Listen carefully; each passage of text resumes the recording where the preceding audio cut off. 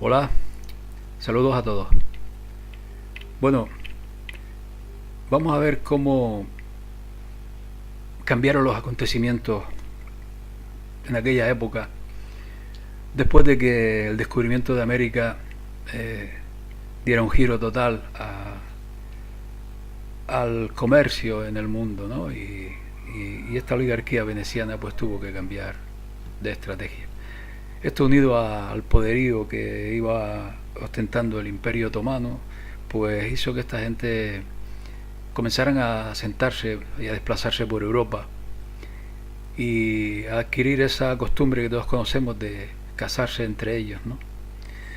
Hoy día muchos analistas del tema, historiadores del tema, se preguntan si Venecia sabía el retroceso de una revolución financiera por aquellos tiempos, ¿no? Por ejemplo, puedo mencionar a los italianos Michel Fratiani y Franco Spinelli, que se preguntan si ellos tenían previsto todo esto, ¿no? Pero bueno, para entender qué ocurrió en aquel tiempo hay que recalcar un par de temas.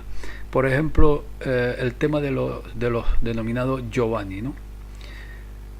Hay que decir que a finales del siglo XVI surgió en Venecia una oposición al gobierno, ¿no?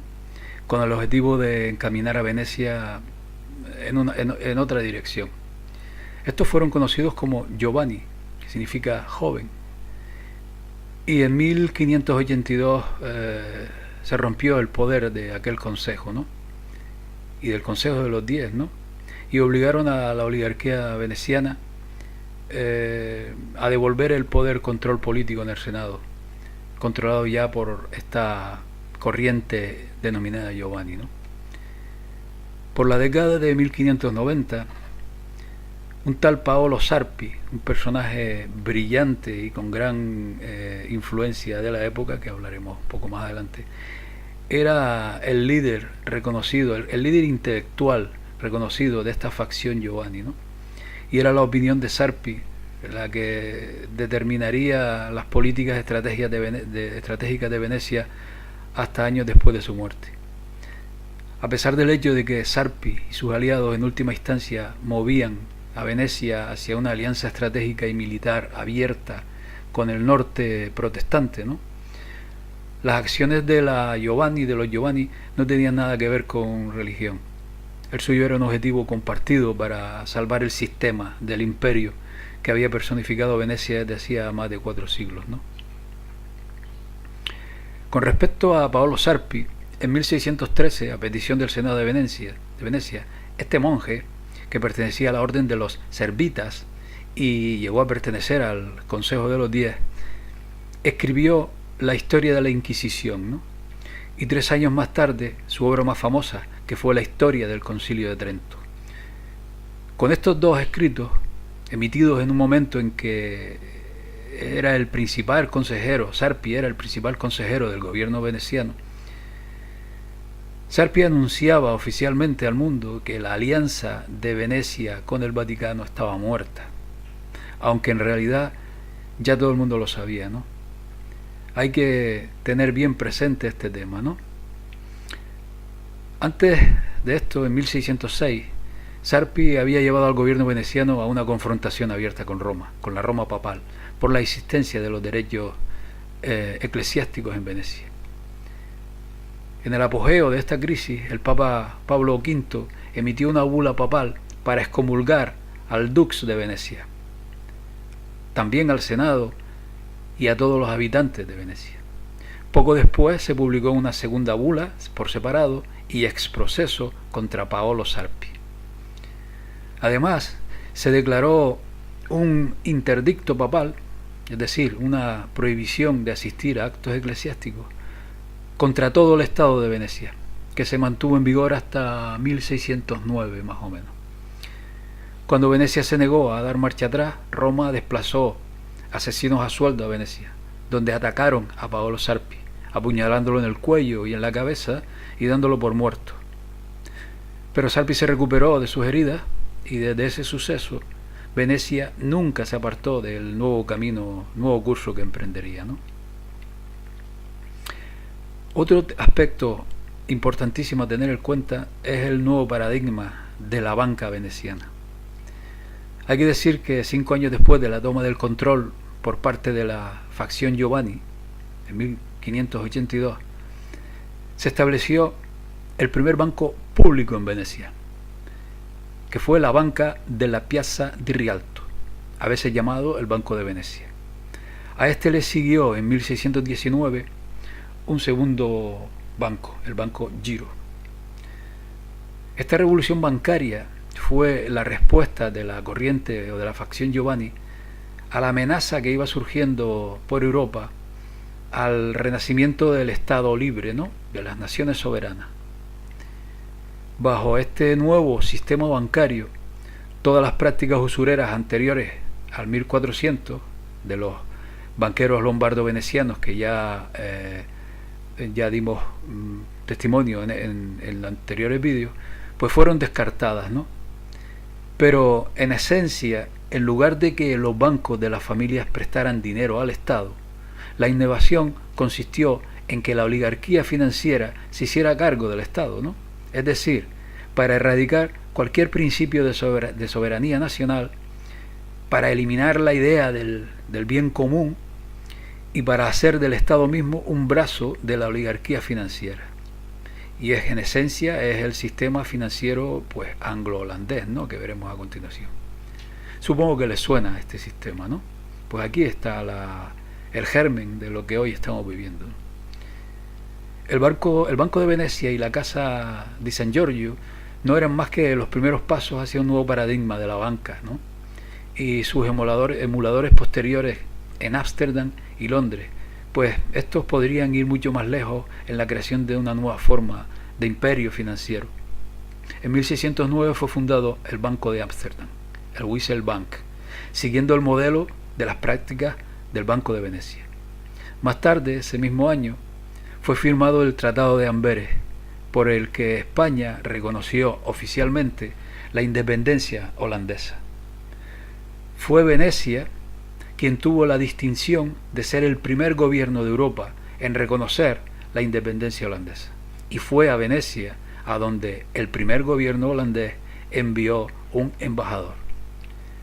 El Banco de Venecia se convirtió en la inspiración directa para el Banco de Ámsterdam y fueron el modelo para el Banco de Inglaterra allá por 1694. La gente en ese momento era muy consciente de que el nuevo modelo financiero se derivaba de Venecia. Este fue el nuevo paradigma en el que todo se desarrolló más tarde, ¿no? Como consecuencia de los nuevos recursos financieros masivos a su disposición, durante este periodo Venecia hizo el cambio de una economía comercial hacia toda una economía rentista y especulativa, que supongo que nos es familiar, ¿no? Por 1620 Venecia se había convertido en el centro de Europa, ante todo, ¿no?, como un centro de intercambio de letras de cambio. Con la creación de la banca de la Piazza di Rialto y sus posteriores imitadores en Ámsterdam y en Londres, la oligarquía había inventado los inicios de lo que hoy llamaríamos la banca central privada. Las instituciones del Estado se hicieron subordinadas, o más exactamente, se fusionaron con la banca privada. Antes de la guerra holandesa de liberación, Ámsterdam había sido una ciudad comercial de cierto éxito moderado, ¿no?, durante siglos, con el comercio de arenque, de lana y otras materias primas. Después de la ocupación española de Amberes en 1585, Ámsterdam se convertiría en la nueva capital financiera de la nación. En la década de 1520, los Países Bajos, que entonces incluía lo que hoy son Bélgica y Luxemburgo, estaban bajo el dominio español y Habsburgo, ¿no? La primera quema pública de un hereje protestante se produjo en 1523 y en la década de 1530 se ejecutaban a centenares, ¿no? En 1567 el famoso duque de Alba llegó con 10.000 tropas españolas, tanto para hacer cumplir la Inquisición, que estaba detrás de la nobleza veneciana, como para imponer un régimen de saqueo económico masivo, para extraer dinero del que la corona española debía a sus acreedores, ¿no?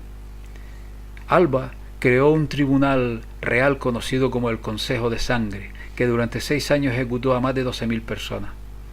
Además de las ejecuciones, Alba realizó campañas militares para someter a los holandeses.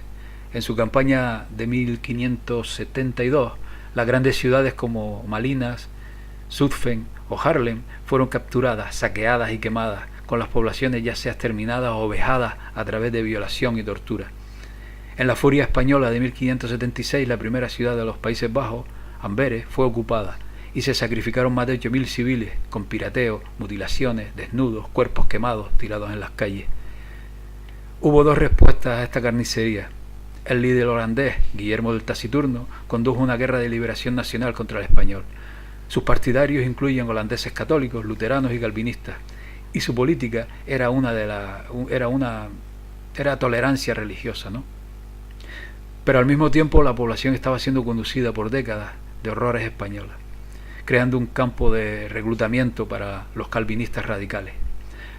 Amigos de Venecia, como Philippe de Plessis-Mornay y Hubert Languet, eran ambos muy activos en los Países Bajos durante este periodo.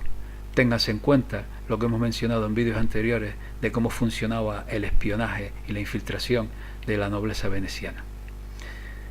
Después del asesinato de Guillermo de Orange, el Taciturno, por un agente de los jesuitas en 1584, toda esperanza de paz se evaporó. La muerte de Guillermo dio como resultado el rápido ascenso del más rabioso de los calvinistas, incluyendo a su hijo, Maurice de Nassau. Las fuerzas de los calvinistas y la Casa de Orange se fusionaron, y su bandera de lucha se convirtió en la unión de Kerk en Orange, Iglesia y Orange. Esta es la agrupación que traería a los Países Bajos una alianza militar con la Venecia de Paolo Sarpi, allá por 1610. Se trata de la misma agrupación que en 1621 creó la Compañía Holandesa de las Indias Occidentales y había tomado el control de gran parte del tráfico de esclavos africanos desde España y Portugal, el mismo método que utilizaba en su época floreciente, la nobleza veneciana, ¿no? Después del asesinato del líder holandés Guillermo, en 1584, la posibilidad de una transformación de los Países Bajos fue eliminada, ¿no?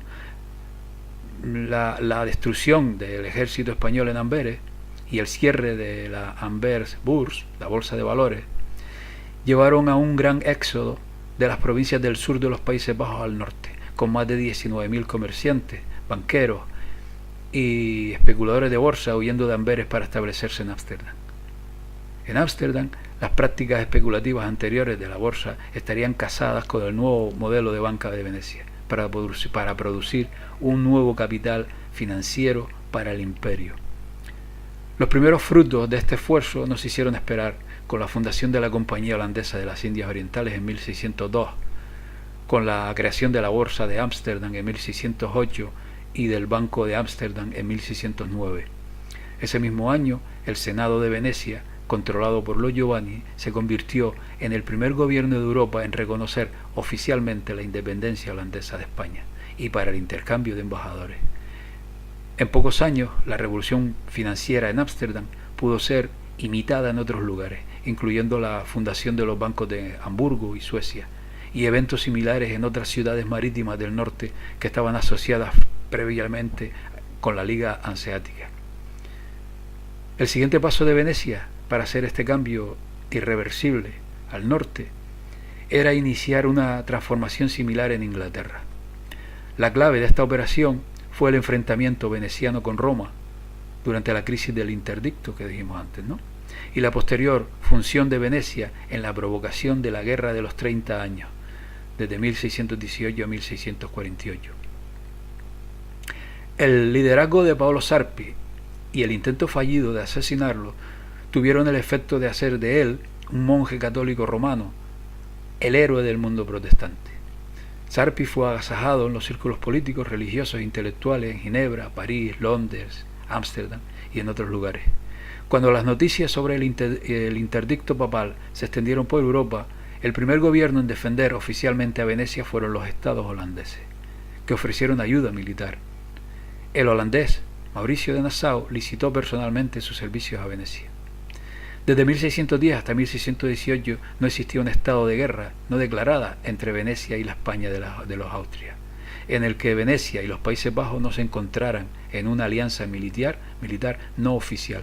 Más tarde, en la guerra de 1615 y 1617 entre Venecia y la Austria de los Habsburgo, se enviaron 5.000 soldados holandeses para servir en Venecia, y 12 buques de guerra holandeses bloquearon el Adriático para evitar la ayuda española a Austria. Henry Wotton, embajador inglés en Venecia y un adulador de Pablo Sarpi, trabajó sin descanso durante este periodo, tratando de reclutar al rey inglés Jaime I hacia una alianza militar con Venecia. También hizo los arreglos para la publicación en 1618 en Londres de la primera traducción al inglés de la historia del Concilio de Trento, escrita por Sarpi. El plan de Sarpi era preparar a los holandeses, a Jaime I de Inglaterra y a los príncipes protestantes alemanes para una guerra contra España, contra el Santo Emperador Romano y el Papado.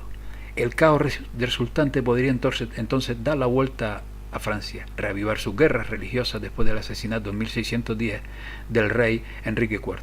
En el proceso, la herencia de mancomunidades de Luis XI y Enrique VII sería erradicada, ¿no? Y los nuevos clones de Venecia se consolidarían en Londres y Ámsterdam. El papel de Sarpi y sus agentes en la manipulación de los acontecimientos que condujeron al estallido de la guerra en 1618 está bien documentado en varios lugares. Por ejemplo, era Sarpi personalmente quien aconsejó al príncipe de Anhalt y a su asesor Christoph von Dohna para inducir a Frederick V, el elector de Palatín, para aceptar el trono de Bohemia, el evento que activa realmente el comienzo de las hostilidades. Mientras tanto, el aliado de Venecia, Mauricio Nassau, de su corte de La Haya, alentó tanto a los bohemios como al mismo tiempo el elector del Palatín en revueltas abiertas contra los Habsburgo, y proporcionó ayuda financiera, unos 100.000 florines al mes, así como las armas y municiones enviadas de las Provincias Unidas al ejército de Frederick en Bohemia. Al mismo tiempo, Sarpi envió a su asistente personal, Fulgencio Micancio, a Londres para pedir al rey Jaime para intervenir militarmente, y el agente de Sarpi, el inglés embajador Henry Wotton, fue a Viena, donde llevó a cabo comunicaciones secretas con Elizabeth, la esposa del elector del Palatino. Elizabeth también pasó a ser la hija de Jaime I, y Sarpi y Wotton esperaban que el rey Jaime pudiera ser inducido a entrar en la guerra en defensa de su hija. Federico tomó el cebo de Sarpi y aceptó el trono de Bohemia, desencadenando así la guerra que quería Sarpi. Frederick, conocido como el Rey de Invierno, fue rápidamente derrotado por el ejército austriaco y perdió no solo Bohemia, sino el Palatino, y así puso fin a sus días como refugiado político en la corte de Orange en La Haya. Pero la guerra produjo exactamente el efecto deseado de Venecia. La vieja dominación de Roma, Habsburgo, de Europa, una dominación que también Venecia hizo tanto por crear, estaba rota. La alianza Venecia y calvinista dio a Venecia un punto de entrada para extender su influencia y métodos hacia el norte. El poder del partido veneciano en Londres, agrupados en torno a Robert Cecil, a la familia Cecil, a Francis Bacon y a la familia Cavendish, se había mejorado en gran medida, y los Países Bajos estaban firmemente en las garras de Venecia. En 1618, actuando como el consultor oficial del gobierno veneciano, Paolo Sarpi dirigió personalmente la firma de la alianza holandesa-veneciana. Se incluía un paquete de defensa mutua contra los Habsburgo, y cuando los holandeses reanudaron la guerra directa contra el español en 1621, los venecianos suministraron al gobierno holandés de La Haya más de 1.000.000 de ducados para la guerra. Y fue así como esta nobleza negra veneciana, que